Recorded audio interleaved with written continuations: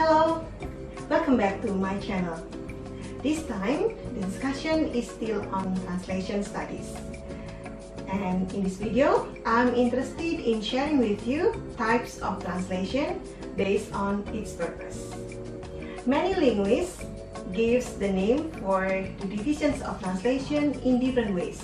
There are many terms that they use in explaining types of translation. This time, I would like to share with you types of translation based on its purpose. As you can see here, there are 4 categories in the divisions of translation based on its purpose.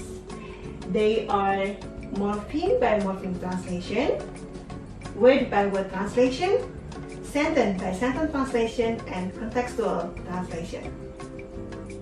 And this time, I'm still using the example from English into Indonesian translation or English-Indonesian translation. And the sentence used here is a question: who has he been living with? Let's start from number 1, morpheme by morpheme translation. Morpheme by morpheme translation is used to explain and compare the syntactical construction of both source and target languages.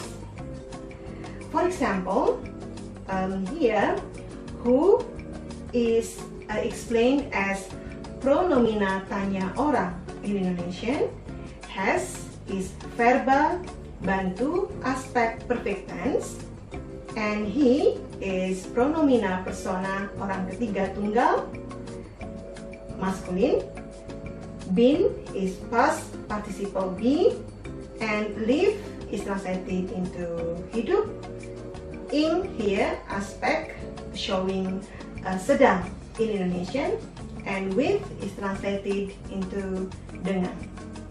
So rather than the translation, morpheme by morpheme translation is actually the explanations or the gloss. If you are doing research on language, so you are going to use gloss if you need to explain the functions of the language you are observing. Next, word by word translation. Word by word translation, for example, is like this.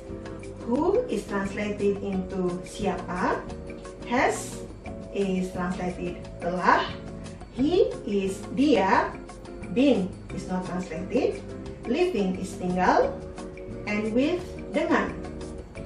So the translation can be shown as siapa, telah, dia, tinggal dengan. It is awkward or aneh in Indonesian. How about sentence by sentence translation? Question in English, who has he been living with? Since from if we see from sentence by sentence translation, it is translated into dia tinggal dengan siapa. So here it is more natural in Indonesian. But compared to contextual translation, the best translation for this question is selama ini dengan siapa dia tinggal di sana.